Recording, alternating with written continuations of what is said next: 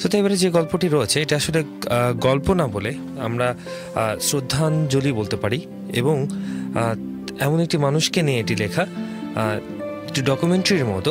But ব্যাপার হচ্ছে যে এই জায়গাগুলোই কিন্তু আমাদেরকে আমরা কি আমাদের আসলেই ভবিষ্যৎ কী, বা আমরা কোন জায়গাতে যেতে চাই, আমরা কি করলে কিভাবে সে জায়গায় পৌঁছতে পারবো, এইসব মানুষগুলো আমাদেরকে সেটা দেখিয়ে দেন। আমাদের প্রিয় অধ্যাপক ডক্টর নিতাই কুমার সাহা স্যারকে নিয়ে শাহিন আলমের লেখা আমাদের এই লেখাটি, চলুন শুনি।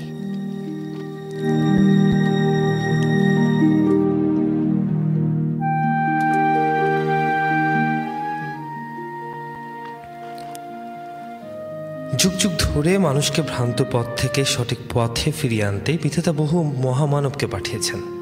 ভাগ্যের বিড়ম্বনায় তাদেরকে দেখার সৌভাগ্য কিন্তু আমার হয়নি। তবে এমন একজন মানুষের আমি সাক্ষাৎ পেয়েছি যার সংস্পর্শে লোহা তো অবশ্যই, মরিচা পর্যন্ত সোনা হয়ে যায়। সূর্যের বলিষ্ঠ তৃপ্তি এবং প্রখরতা যেমন মেঘের কালোকে ভেদ করে আলো ছড়ায়, তেমনি ব্যক্তির জ্ঞান গরিমা ও সৃজনশীলতার আভা ক্রমেই বিকশিত হয়ে চলেছে। তার প্রজ্ঞা, সাহসিকতা ও নিরলস পরিশ্রমের ফলে একটি প্রতিষ্ঠান আজ সারা দেশের আদর্শ রূপে পরিগণিত হচ্ছে। পিতার স্নেহ ও ভাইয়ের কোমল শাসনের আদলে করাই মানুষটি রাজশাহী কলেজের মনোবিজ্ঞান বিভাগের সহকারী অধ্যাপক ডক্টর নিতাই কুমার সাহা। বাড়ি কুড়িগ্রাম জেলার উলিপুর থানায়, এবং রাজশাহী বিশ্ববিদ্যালয় থেকে প্রথম স্থান অধিকার করেই উনি মনোবিজ্ঞানে স্নাতক ও স্নাতকোত্তর সম্পন্ন করেন। এরপর ঢাকা বিশ্ববিদ্যালয় থেকে বিএড এবং প্রথম শ্রেণীতে প্রথম স্থান অধিকার করে এমএ ডিগ্রি লাভ করেন। অতঃপর রাজশাহী বিশ্ববিদ্যালয় থেকে ডক্টরেট ডিগ্রি নিয়ে 24তম বিসিএস এর সাধারণ শিক্ষা ক্যাডারে মনোবিজ্ঞান বিষয়ে প্রথম স্থান অধিকার মাধ্যমে শিক্ষকতার এই মহান পেশাটি বেছে নেন। সিলেটের এমএসসি কলেজ এবং কুড়িগ্রাম সহকারী কলেজে অধ্যাপনার পর 2007 সালের উনি রাজশাহী কলেজে যোগদান করেন। তিনি কর্মক্ষেত্রে যোগ দিয়ে এখানকার জরাজীর্ণ শিক্ষা ব্যবস্থা দেখে খুব ব্যথিত হন। এখানে ক্লাসে উপস্থিতের হার খুব একটা চোখে পড়ার মতো মনে হয়নি তার। ক্লাস বিমুখ শিক্ষার্থীরা কোচিং, প্রাইভেট ও গাইড বইয়ের উপর নির্ভরশীল। বছরে পরীক্ষা বলতে শুধু টেস্ট, তাও আবার অংশগ্রহণ করে প্রশ্নপত্রের জন্য। 4 ঘন্টা পরীক্ষা দেবার মানসিকতা কিন্তু এদের থাকে না। তিনি যার পর নয় ব্যথিত হলেন, চেষ্টা করতে থাকলেন কি করে এই অবস্থাকে ধুয়ে মুছে পরিষ্কার করে নতুনভাবে শুরু করা যায়, এবং উনি তাকে রূপ দেওয়ার চেষ্টা করেন। এর জন্য কিন্তু চাই বৃক্ষের অঙ্কুরিত নতুন চারা, যা পরিচর্যা করে মনের মতো করে তোলা সম্ভব। অনার্স 2006-2007 শিক্ষাবর্ষে শিক্ষার্থীদের নিয়ে কিন্তু শুরু করেন নতুন দিক উন্মোচনের নিরলস চেষ্টার সাধনা। গ্যালিলিও শত চেষ্টা করেও তৎকালে মানুষকে বোঝাতে পারেননি তার জ্ঞানের মর্মবাণী, কিন্তু ডক্টর নিতাই কুমার সাহা কোনো বিষয়ের নারী নক্ষত্রে এমনভাবে পর্যায়ক্রমে সাজিয়ে গুছিয়ে উপস্থাপন করতেন যে মন্ত্রমুগ্ধের মতো শিক্ষার্থীরা সে জগতের অবগাহনে সিক্ত হয়ে থাকত। তার শব্দচয়ন, সুমিষ্ট কণ্ঠস্বর, বাচনভঙ্গি, প্রয়োজনবোধ হাস্যরস ও উপভোগ্য উপস্থাপনার কারণে কোনো দিক দিয়ে 40 মিনিটের ক্লাসের সময় পার হয়ে যেত কেউ বুঝতেই পারত না। তবে একটা জিনিস বুঝত, তিনি যা পড়াতেন একবার বোঝানোর পর আর দ্বিতীয়বার পড়ার প্রয়োজন হতো না কারো। তিনি প্রাইভেট বা কোচিংকে মনে প্রাণে না বলেছেন।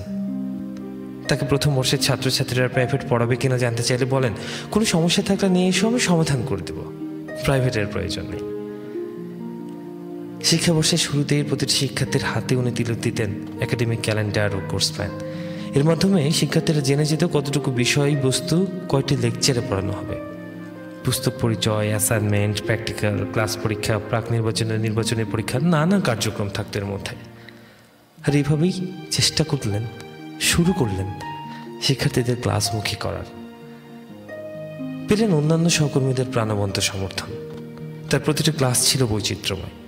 বোর্ডে সুন্দর হস্ত লেখায় উপস্থাপন সহ প্রয়োজনে তিনি ব্যবহার করেছেন মাল্টিমিডিয়া। সব মিলিয়ে আনন্দময় একটি ক্লাসরুমের কারিগর কিন্তু তিনি সময় সম্পর্কে এতটাই সচেতন ছিলেন যে কোনোদিন 1 মিনিটও দেরিতে ঢোকেননি। তার ক্লাস হবে না এমনটা কল্পনা করাও কিন্তু বেশ কঠিন ছিল। একবার এক অনাকাঙ্ক্ষিত দুর্ঘটনায় তার ঠোঁটে 3টি সেলাই দিতে হয়। সবাই আমরা ভেবেই নিই যে পরের দিন ক্লাস হবে না, কিন্তু সবাই অবাক হয়ে পরের দিন দেখি যথাসময়ে স্যার ক্লাসে প্রবেশ করলেন। বললেন, একা আমার জন্য তোমরা এতজন বসে থাকবে তা কি করে সম্ভব?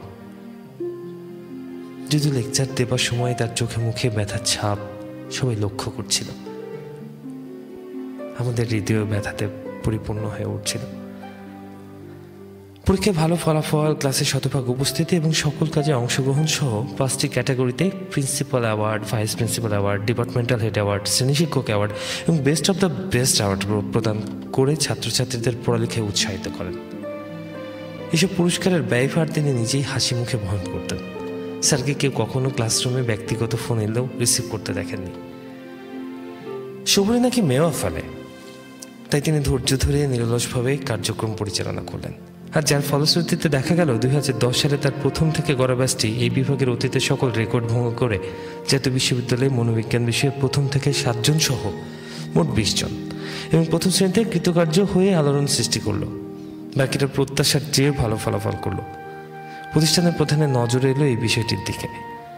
বিভিন্ন বিভাগে চালু করা হলো এইসব কার্যক্রমের ধারা। পরবর্তীতে দেখা গেল জাতীয় বিশ্ববিদ্যালয়ে ইনকোর্স পরীক্ষা ও ক্লাস উপস্থিতিতে নম্বর প্রদান চালু করেছে, যা রাজশাহী কলেজের কার্যক্রমের অনুরূপ। ডক্টর নিতাই কুমার সাহার সংস্পর্শে যারা এসেছে ওই সকল শিক্ষার্থীদের অন্ধকার জ্ঞানের দরজার কপাট খুলে সকলের আলোর মতো ঝলমল হয়ে উঠেছে।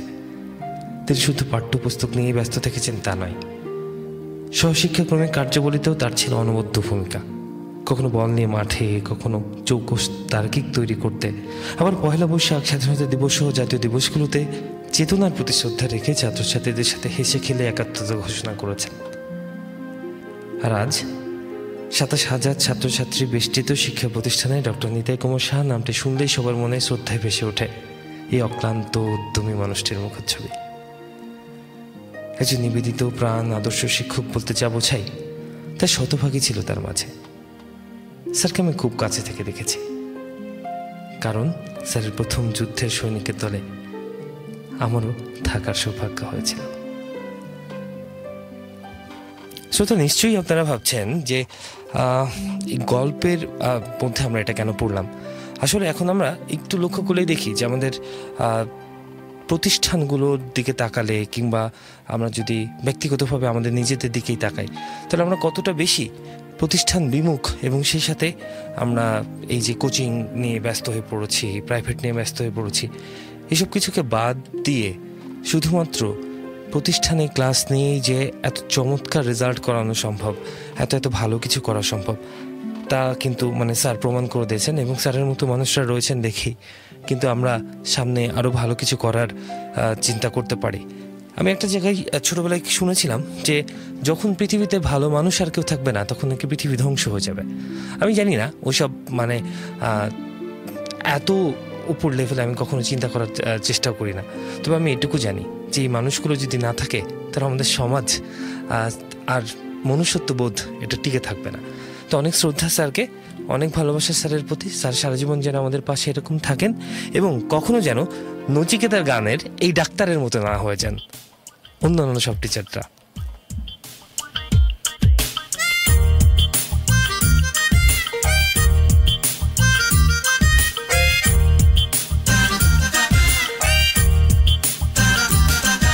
ও ডাক্তার, ও ডাক্তার, ও ডাক্তার, ও ডাক্তার, তুমি কত শত পাশ করে এসেছো বিলেতে ঘুরে মানুষের যন্ত্রণা ভোলাতে। ও ডাক্তার, ও ডাক্তার, তোমার MBBS নানা FRCS বোধ হয় A to Z ডিগ্রি ঝোলাতে। ও ডাক্তার, ও ডাক্তার, ডাক্তার মানে সে তো মানুষ নয়, আমাদের চোখে সে তো ভগবান। কসাই আর ডাক্তার একই তো নয়, কিন্তু দুটোই আজ প্রফেশন। কসাই জবাই করে প্রকাশ দিবালোকে, তোমার আছে ক্লিনিকার চেম্বার। ও ডাক্তার, ও ডাক্তার,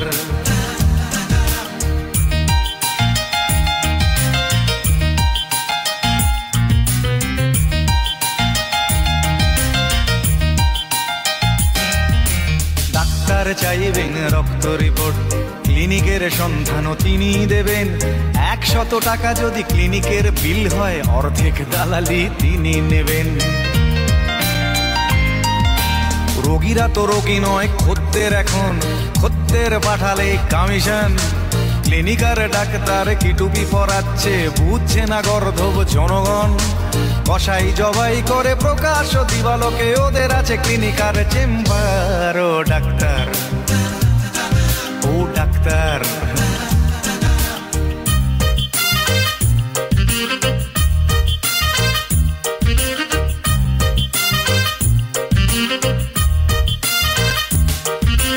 নিজেদের ডাক্তার বলো কেন, তার চেয়ে বলো না গো ব্ল্যাকমেলার। রোগীর আত্মীয়দের ঘটি বাটি চাটি করে করো সুযোগের সদ্ব্যবহার।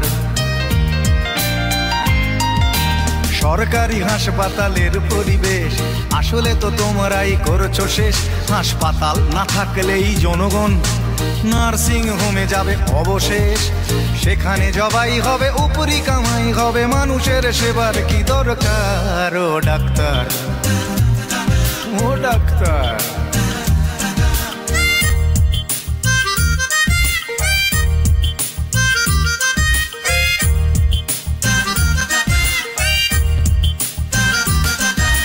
বাঁচানোর ক্ষমতা তো তোমারই হাতে, তুমি যদি মারো তবে কোথা যাই।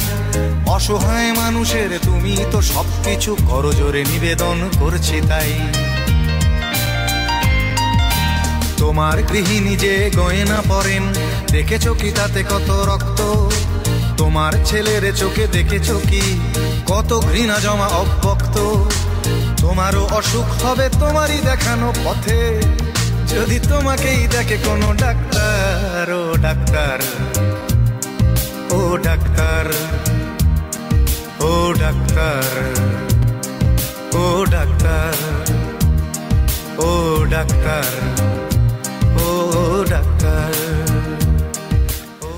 এই অবস্থাটা কিন্তু আমরা এখন আমাদের শিক্ষা ব্যবস্থাতেও দেখতে পাচ্ছি, যেখানে অন্যান্য উন্নত দেশগুলোতে আমরা দেখি যে শিক্ষার মানটাকে এগিয়ে নিয়ে যাওয়ার জন্য প্রাইমারি শিক্ষার উপরে যে পরিমাণ গুরুত্ব দেওয়া হচ্ছে এবং সেখানে যে যত ভালো ভালো শিক্ষক নিয়োগ করা হচ্ছে, আমাদের এখানে কিন্তু সেটা হয় না।